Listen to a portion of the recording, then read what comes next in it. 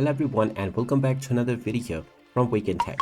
In this video, I'm going to show you how to change your email address on your H&M account. So let's get started right away. First of all, open up your web browser and then in the address bar type in hm.com and press enter.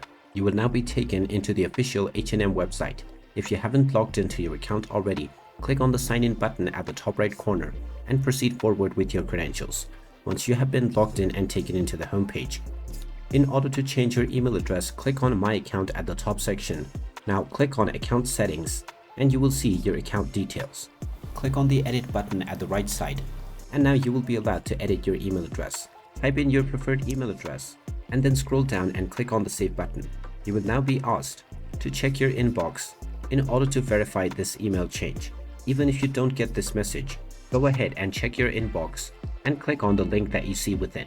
Once you click on this link, your email address will successfully be updated on your H&M account. And now you will be able to use this new email address along with your original password to sign into your account. And there you have it. That is how easy it is to change your email address on H&M. If you find this video helpful, make sure you hit that like button and subscribe to our channel if you haven't done so already. Also ring that notification bell to never miss another update from us. Thank you for watching and I will see you again in the next video.